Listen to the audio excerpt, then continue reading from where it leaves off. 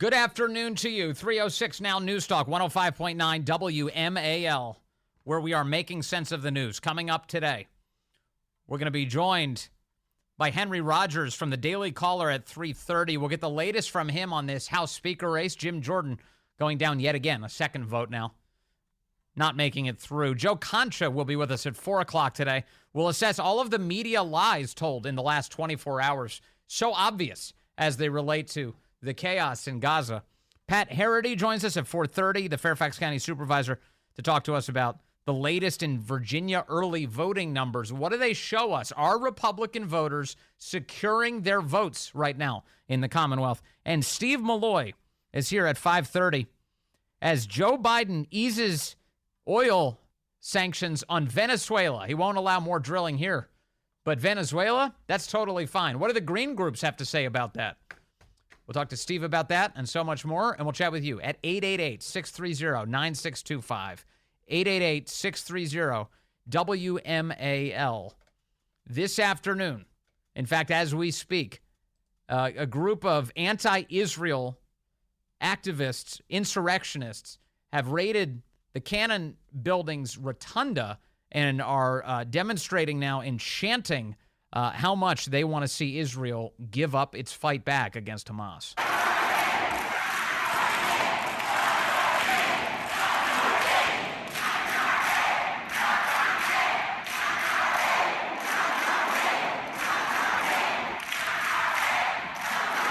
Hundreds are assembled here, all dressed in black. They are chanting, the phrase they're chanting is, "Not in our name." And the claim is they all say that they are Jewish people. This is, according, there's a website here that says, called Truth Out. It says, Jewish Voice for Peace holds massive rally at Capitol for Israel-Gaza ceasefire. A massive protest is being held on Wednesday at noon in front of the Capitol building in Washington, D.C., organized jointly by Jewish-led anti-occupation groups, Jewish Voice for Peace, and If Not Now. Participants are demanding that lawmakers pass a resolution calling for the U.S. to facilitate a ceasefire in the Israel-Hamas conflict. According to the press release from the group, they call themselves Jewish Voice for Peace. The event is a part of a broader effort to have 10,000 American Jews lead a week of massive protests in the nation's capital in reaction to the violence that has been perpetrated by the Israeli military in Gaza. These people live in an upside-down world. Everything is completely backwards in their assessment, if you can even call it that. If this is true, if it's a Jewish coalition, it's Jewish Voice for Surrender is what it is. Israel was just struck in a horrific terror attack, the details of which are as gruesome as you could possibly imagine in any attack. And so Israel is fighting back against that. And now you have these organizations here in the United States who are pro-Hamas, anti-Israel, who are calling for, they claim, a ceasefire, meaning they want Israel to stop fighting back. They want them to take their licks and not have any response whatsoever. I don't think Israel's going to go for that exactly. But there are massive elements of the American left who say Hamas needs to be protected here after what they did. It's insanity. It's in total insanity. Now, one of the things that these groups are energized by today is this idea that they believe to this very hour that Israel maliciously bombed a hospital in the Gaza Strip yesterday, killing the estimates all over the place. 200, 300, 500 people all died at a hospital because Israel struck it. That's what they've been saying literally since yesterday. You and I both know that, first of all, the media jumped headlong into a story that they had no details on yesterday, lied like crazy, and then has since changed all of their headlines and the bodies of their stories to pretend like they never reported in the first place that Israel was responsible for bombing a hospital in Gaza. The evidence now supporting Israel's version of events, which is that Islamist militants within Gaza misfired a rocket, striking their own hospital. The evidence is overwhelming for that. What do I mean? Well, there's the IDF assessment. They came out yesterday really quickly, even though the media had already spread the lie all around the world. Within 2 or 3 hours, they came out with their intelligence assessment. And they said, no, this was actually Palestinian Islamic Jihad. Now, in case you're wondering, Hamas is the ruling terror group in Gaza. Palestinian Islamic Jihad is the even crazier terror group within Gaza. And the two organizations are very much connected. Do they have disagreements from time to time? Yes, they do. It's usually about how many Jews to kill. But Palestinian Islamic Jihad is very much a partner of Hamas within the Gaza Strip. And they apparently were firing off rockets yesterday, including many, they were destined for Israel, but at least one smacks into a hospital, killing some untold number of people. Israel gets blamed for that. What other information do we have? Well, we have video now. We have all sorts of video. We were talking about that yesterday. Where's the video? The video's out. Video of the rocket that struck the hospital seems to have been launched from Gaza, according to the actual video footage. Additionally, today, we have an American intelligence assessment that is now out. American officials say that they have multiple strands of intelligence, including infrared satellite data, indicating that the deadly blast at the Gaza hospital yesterday was caused by an armed Palestinian group. That's the New York Times now reporting this afternoon. The intelligence includes satellite and other infrared data showing a launch of a rocket or missile from Palestinian fighter positions within Gaza. American intel agencies also analyzed open source video of the launch, showing that it did not come from the direction of Israeli military positions, the officials said. Israeli officials have also provided the United States with intercepts of Hamas officials saying the strike came from forces aligned with Palestinian media groups. All right, so that's an additional piece to this. We also have audio of Hamas figures, I kid you not, talking to one another. Oh my God, I think that was us. Oh my Allah, I'm pretty sure we did that to ourselves. Listen to this audio. This is I will do the translation for you as I read it here. It's Israel tweeted this out, the state of Israel, and this is the audio that they intercepted. Can you hear this? Can you hear it? Okay. No, you do hear it. I'm just making sure it's coming out here on radio. For me, it's coming out of one channel on my ear. I want to make sure that our audience can hear it. All right, one more time from the top. All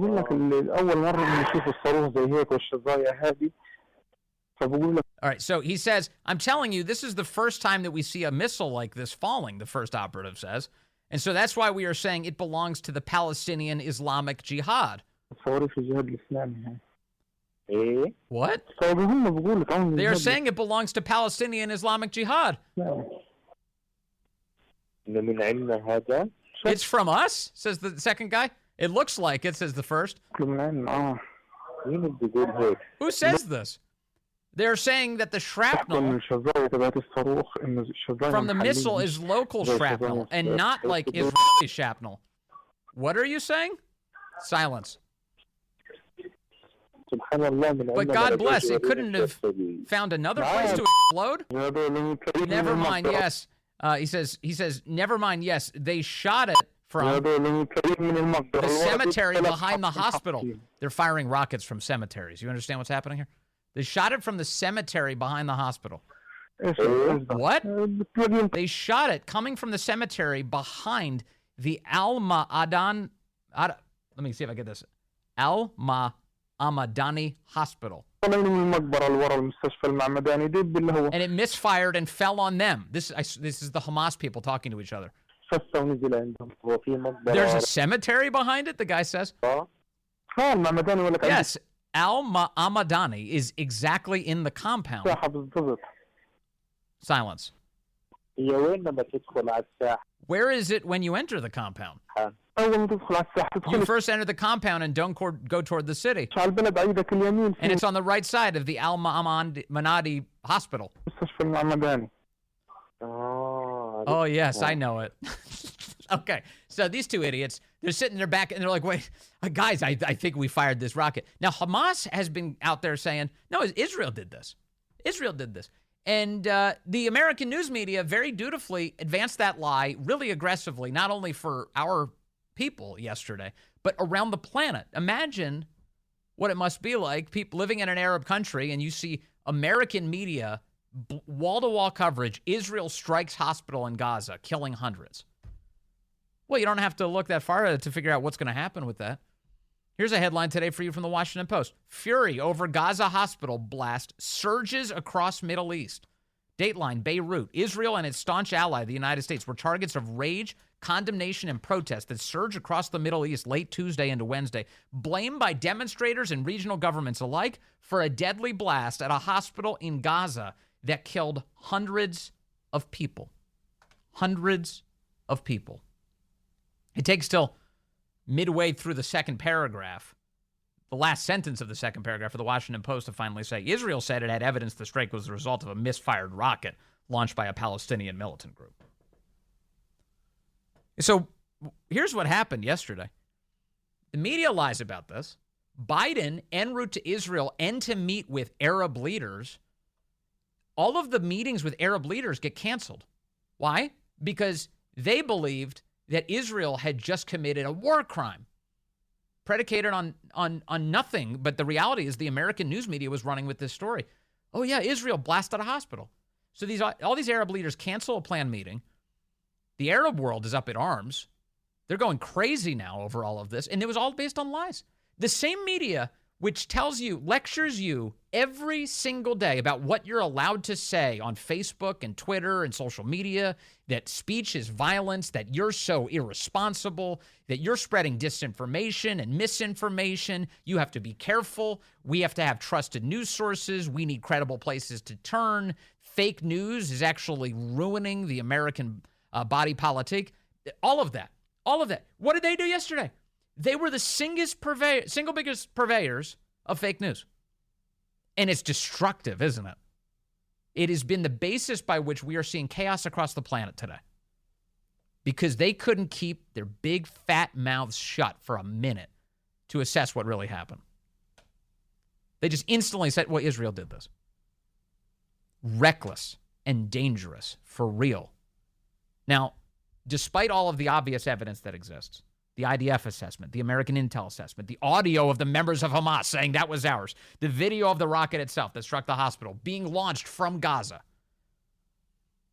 Despite all of that, today you have members of the squad, these goofball, anti-Israel, pro-Hamas whack jobs, are refusing to delete their posts on social media from yesterday, which blame Israel for the hospital blast. Jackie Heinrich of Fox News noting earlier today, as of now, hours after Israel released and President Biden affirmed evidence that Israel was not behind the Gaza hospital bombing, these posts from progressive Dem Congresswomen Ilhan Omar and Rashida Tlaib are still up. Both posts are still up, even after the NSC concurred via independent assessment from U.S. intel community. Israel is not responsible. Congresswomen Tlaib and Omar now apparently backing the findings of U.S. intelligence. Neither office responded to requests for comment. But Rashida Tlaib did have something to say today. Here she is whipping into a frenzy the insurrectionists who just raided the rotunda of the Canon Office Building. And here she is breathing fresh life into the lie that Israel bombed a hospital. I swear to you, this happened this afternoon. Bombed a hospital in Gaza. Stand by. Wrong channel. Hospital. Here we go. Here's Rashida Tlaib making this claim. Continue to watch people think it's okay to bomb a hospital with children. You know what's so hard sometimes is watching those videos and the people telling the kids don't cry. I'm like, let them cry. And they're shaking, and somebody, you know this, they keep telling them not to cry in Arabic. They can cry. I can cry. We all can cry. She can lie is what she can do. If we're not crying, something is wrong. And so I'm telling you right now, President Biden, not all America's with you on this one. And you need to wake up and understand that. We are literally watching people commit genocide and killing a vast majority just like this. And we still stand by and say nothing. Israeli women raped, Israeli children kidnapped, Israelis murdered in the street. Rashida Tlaib says that it's Israel that's committing a genocide and that they bombed a hospital in Gaza yesterday. Crying into a microphone, crocodile tears. She knows better. She's lying. She's lying. And she's not trying to advance. Is this an American interest? She's an American congresswoman. Is this an American interest to lie about the status here? No. Is it? Does it help bring about peace? No, actually, it creates a lot more chaos. Rashida Tlaib. And that chaos, the evidence of it, you don't have to look far, because apparently right after that, a bunch of these people ran into the rotunda at the Canon Building, and they are literally being arrested as we speak.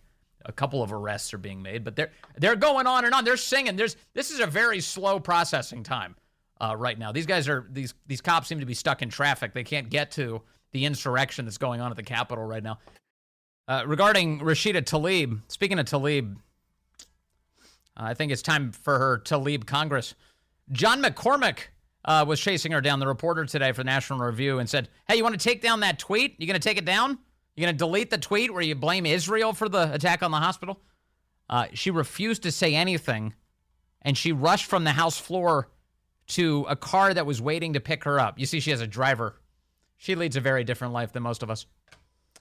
Let's see here. Let's go to the phones. We've got Philip in Ohio on line 2. Philip, good afternoon. You are on the Vince Coglianese Show.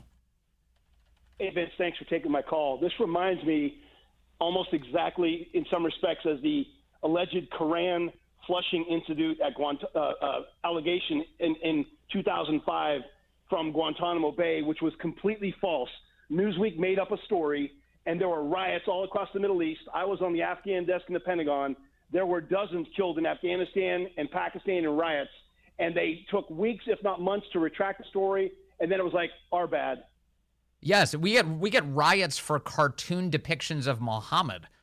So when all of a sudden you get the entire American left-wing corporate news media all coming out and saying, yeah, Israel just bombed a hospital, killing children, hundreds of people in Gaza, then the Arab world goes crazy over this deeply irresponsible lies on the part of our press.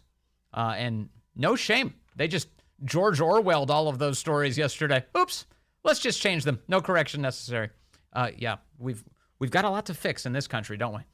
Coming up, we're going to be joined by Henry Rodgers. We'll get the latest on this wild House Speaker race. Not quite done yet.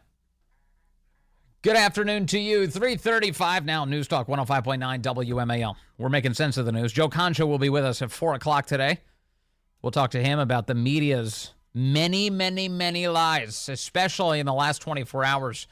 In fact, can we say at this point they've gotten people killed?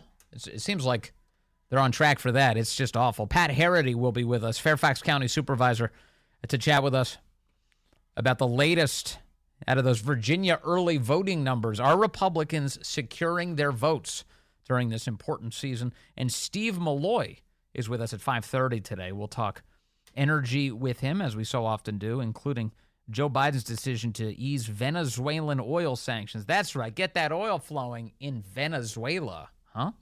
You can join us at 888-630-9625, 888-630-WMAL. Well, it happened again. It's Groundhog's Day. It was yesterday. Jim Jordan lost the first round of votes for Speaker. And then again today, Jim Jordan lost the second round of votes for Speaker. It looks like he picked up a couple of votes and he lost a couple of votes among the Republican coalition. He's got a lot of ground to cover in order to get there. For more on this, let's talk to Henry Rodgers. He's a chief national correspondent for the Daily Caller, and he joins us on the phone. Hello, Henry. Hey, Vince. How are you? Thanks for having me. Of course. Jim Jordan falls yet again, but it looks like he's staying in this fight for at least a third round. What do we expect? Yeah, I'm hearing from his aides that he will be staying and continuing to fight this, despite the fact that he just lost, 2 more votes. Yesterday it was 20 no votes for Republicans. Today it was 22 no votes. He did pick up Rep. Sparks and LaMalfa, but again, there's 2 more Republicans that he did not think were going to cross him today did. So that's not looking good. And behind the scenes, I'm hearing from other people that there's some considerations. People are debating whether they're going to throw their hats in the ring. I think a lot of this is, offices kind of trying to go after each other and see if one of their, if they can have sourcing build up their candidate. So it'll be interesting to see what happens here. I am very skeptical of kind of all the reporting that's going on right now everywhere. I think Jordan is in this for the long haul. McHenry's people got back to me today, and they've continued to stay on the same message that he is not looking to be Speaker of the House. He has no interest in the job, and that he's going to continue pushing for Jim Jordan. Patrick McHenry is the current Speaker pro tem. He was put into that role by Kevin McCarthy. So at the moment, he's basically governing nominally the matters of the House. But, you know, there has been some debate I've seen about whether or not he would be empowered, not as Speaker of the House, but instead they would effectively give him the powers of the Speaker of the House while he is Speaker pro tem and while Republicans continue to sort out their business. I did see this morning, Henry, that it seems like Jim Jordan is open to that vote to give him some additional powers to allow the House to function. Yeah, well, I think he's saying, you know, put it on the record. See, if Republicans want to vote with Democrats, then they can do that. You know, essentially, Hakeem Jeffries has not ruled out this whole, you know, other tactics for them too, saying, you know, it's possible that a McHenry would be better than a Jim Jordan. So we'll see what happens with that whole thing. Kind of makes me nervous that a bunch of Democrats are all saying that. They're like, hey, McHenry would be good. And I'm like, well, what's wrong with McHenry? What's going on there? It's actually very alarming. And it's also kind of bizarre how some of these members of Congress aren't really taking these votes seriously. Like, you know, you would think they would be able to sit down and kind of work out their problems with Jordan, but instead they're voting for people like John Boehner, who has no, you know, of course he's not going to be the next Speaker of the House. People are voting for, you know, just people who aren't like not serious at all. You saw Ken Buck yesterday say he's voting for Tom Emmer, and he was asked why he's voting for Tom Emmer. He said, I don't like Tom Emmer, that's why. So it's just like, it's kind of just theater. And you would think that in a time when the country has gone to such crap, these people would probably be able to sit down and work out their problems and elect a speaker, but that's just not the case. By the way, you know how Congress goes. Who was it who voted for John Boehner today? Who made that? Oh God, I would have to look back at the record. Right. It was cut to. I do have it. Oh, it's Congressman Mike Kelly. Here, listen. Here's Mike Kelly today. Voting for Boehner. I have a question for you about this. I have a suspicion as to why he did. Kelly of Pennsylvania. Former Speaker of the House, the Honorable John Boehner. Boehner. All right, so a big reaction in the room, or at least some reaction in the room over, John Boehner, says Mike Kelly. Now, Boehner, it's probably worth bringing up some of the background here. Boehner is a big Jim Jordan hater. He has referred to Jim Jordan as a, quote, legislative terrorist. So the two men have no love between them. And so obviously when Mike Kelly comes out and goes John Boehner, it's meant to be a big old middle finger to Jim Jordan. It is. And if I was watching C-SPAN while it happened, unfortunately I'm not on the Hill today. Actually, fortunately, I'm not on the Hill today. But I was watching C-SPAN, and McHenry's face when he heard John Boehner, he couldn't help but start laughing just because of, you know, it's pretty funny. But and then with all that going on, I heard pro-Hamas people like flooding the Capitol currently, and I've heard a whole mob scene is going on there, arrests going on. Yeah, we were just talking about this. Yeah, this is the chaos. So in the midst of trying to pick a Speaker of the House, you have an insurrectionist mob that are disrupting the functioning of government. And the Capitol Police very slowly removing people from the room. It looks like this is going to take all week. Nobody's in a hurry here. I don't see any, munitions being launched, no gas, nothing. They're not trying to get people cleared out that quickly. No, it doesn't. It seems like they're moving really extra slow today on that one. And they seem to be way outnumbered as well, despite supposedly knowing about this ahead of time. Yeah. So, just a complete disaster on Capitol Hill. You would think that some of these holdouts would, you know, be able to work out their differences, but it doesn't seem to be happening. Well, Henry, it also leaves you with the impression that they don't really actually care what the clock looks like, because we were told that it is so urgent that we deal with all these budgetary issues. It is so urgent that we get a budget passed. We've got to deal with it now. There is no time. I can't believe that people would vote for Kevin McCarthy out, because that just stalls the much-needed work we have to be doing. And that continuing resolution comes up just before Thanksgiving, and I'm not seeing urgency on the part of the holdouts here. In fact, they seem like they're having a great time locking up the business of the House. Oh, they do, and they're enjoying their TV time. I mean, some of these guys are now suggesting that they go to Gettysburg and have a conference to talk about it behind the scenes and behind closed doors. I mean, it's pretty it's an unserious process. Yeah. Like, why do you need to go to Gettysburg and do that? It's obviously theater. So, you would think that these people could just sit down like adults and get it done. But again, I just don't see it happening anytime soon. Is it weird to you, Henry Rodgers, that Jim Jordan has been it seems like he's developed a lot of really good relationships with all of the different factions in his party, especially over the last few years. Whatever you want to think of him from 5-6 years back, nowadays he's grown very close to leadership. He's been very supportive of McCarthy. McCarthy's given him powerful positions on committees. He is throughout all of this, he's gone out of his way to say, yeah, I support McCarthy. He did the first time. He did on the second round when Gates and company decided to throw McCarthy out. Jordan was right there voting with McCarthy. And then when Scalise won behind closed doors, Jordan, I love how some of the congressmen are saying, well, you didn't support him forcefully enough, but Jordan did support Scalise, and he said, in fact, he would give a nominating speech on his behalf. And in light of all of that, they still want to hurt him. It almost seems like in part, I kind of wonder whether or not these holdouts are just more angry at Matt Gaetz. They don't want to see him get a victory of having a more conservative speaker come in. It's more. I think that's what it is. Is it possible that this is really a shot at Gaetz more so than Jordan? Yeah, I think that's exactly what it is. I think that's what you're seeing, and I think that a lot of these holdouts are thinking what you're saying is it would be a legislative win for Matt Gaetz to have done the motion to vacate if they do have a more conservative guy come in. I mean, as you said, Jim Jordan has been close with the higher ups, the leadership, the more moderate people. He's kind of made some friends from the old Jim Jordan. And I will say, I broke a story yesterday. I was told that Jordan asked Scalise if Scalise would give the nominating speech for him today, and supposedly Scalise is said he would not give the nominating speech for Jordan. How petty! And that's coming from very close sources. And again, like you said, Jordan did that for Scalise. So it's kind of I think you're onto something there when you're saying these guys, are a bigger message going back to Matt Gaetz. Do these lawmakers feel any pressure from the public right now? It doesn't feel that way. It really certainly doesn't feel that way. It seems like they're really enjoying this. I don't know why anyone would, but I'm not seeing that from anyone. I'm not really seeing any urgency from anyone. Yeah, because, we heard some reports earlier this week that the Capitol Hill switchboard was packed. People have been calling in like crazy, supporting Jim Jordan. Certainly, you've heard a lot of people in conservative media have been very open about their support for Jim Jordan. I like Jim Jordan a great deal. And as a result, there have been just a tremendous number of people who have been making the calls to their lawmakers. But for whatever reason at this moment, you've got a bunch of holdouts who are saying, up yours, I'm going to do my own thing. And that includes keeping us from having a Speaker of the House.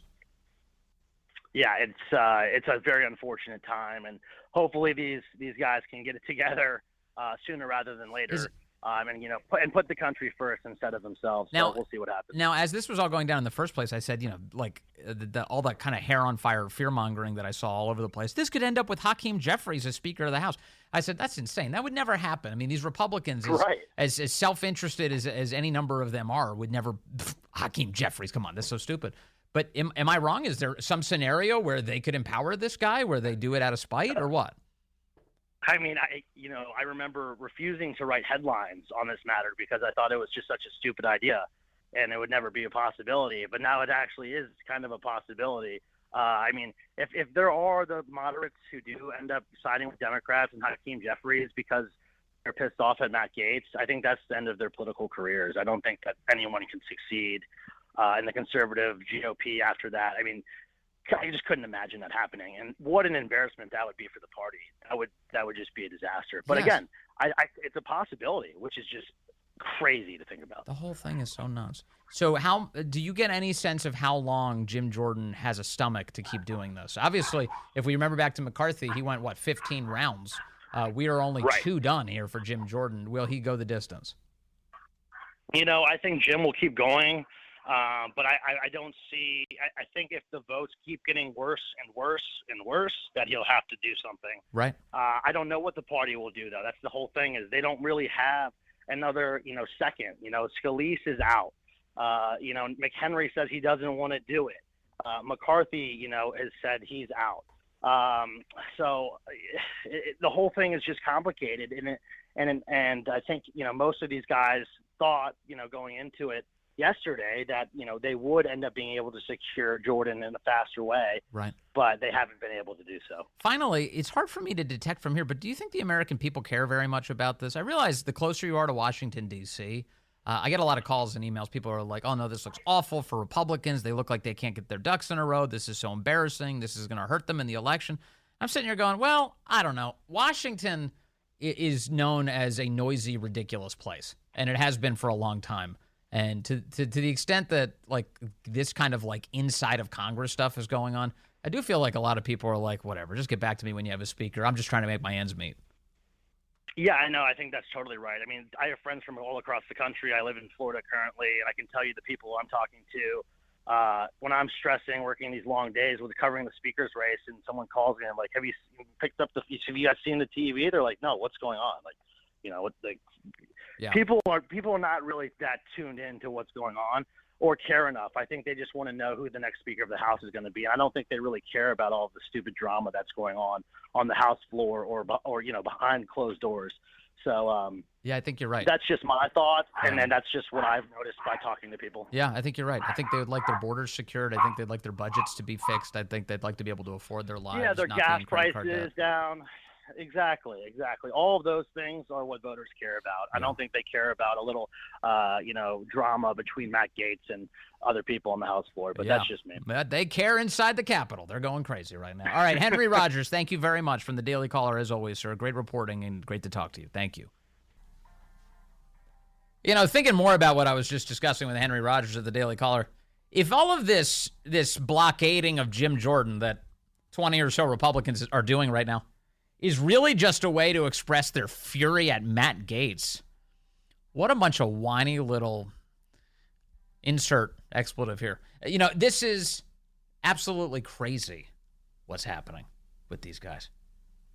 Because they're bitter that Gaetz, what they're mad about is that Gaetz will have succeeded in doing something better for the country twice in a row, both in improving the conditions of McCarthy becoming Speaker and then ending up with a more conservative Speaker. They don't want him to notch a victory because they hate him. It's got to be on a gut level. It's just they encounter him in the hallway at the Capitol. He thinks too much of himself. He's too arrogant. He doesn't get along with us. He blah, blah, blah. It's all just like this petty high school nonsense. You don't have to like the guy. But if the outcome is good, go with that. Because this is about the country. It's not about your stupid, petty grievances. Get over yourself or get out. Jim Jordan would be a hell of a speaker. It would be a great addition. Again, my concerns about Jordan, well documented. But I think of the options right now, he's the only one, first of all, who's got his hat in the ring. He's got a measurable record of success. And I think, we have a country to save. So maybe get to that. Maybe that should be the priority instead of, your nonsense. Let's see here. Sam is calling in from Alexandria, line 4. Sam, good afternoon. You're on the Vince Coglianese Show. Hey, Vince. Man, what a week. I think I've tried to call in every daggone day with all the news going on. Amazing. This probably is the one that frustrates me the most because I think about exactly what you just said. And I'm like, my gosh, guys, you don't see what's going on in the country and the world, and you're stuck over the stupidity. And I will tell you, as a ground-level Republican, I'm ready to put a match to this and let it go up in flames, get the Dems back in charge. I won't vote for them, but I won't vote for you. And, think about that. And I tell you what, if I was Jim Jordan, I think because the guy that brought me out of the darkness, so to speak, was Newt Gingrich. And I would have a big powwow, a caucus. Everybody shut the doors and bring Newt in and say, let's talk about this. From the godfather of the GOP, who turned it around back in the 90s. Because I was a Dem, and I watched what Newt had to say, and I'm like, what the heck am I doing? I believe what this guy is saying. They need to hear that. They need to hear that from the man, because they can't pull their heads out of their rear right now. And like I said, put a match to it. You've got to be living in some sort of luxury to not recognize what's happening in our country right now. You are completely disconnected from the people of this country who are just asking for a road out. who don't want to live under Democrat control, who don't want to see Democrats continue to be in charge of everything, who don't want to see their country go down the crapper. You've got to be living completely away from them. Be insulated entirely to allow this nonsense to continue. Sam, thank you. I hope it doesn't get to the point where you have to tacitly support Democrats by sitting out elections. But boy, Republicans are very good at alienating their own people, aren't they? Let's start making some sense, guys. Coming up, Joe Concha will be with us. The media, well, they've been lying a lot, and the impact has been very dangerous. We'll talk to Joe about that.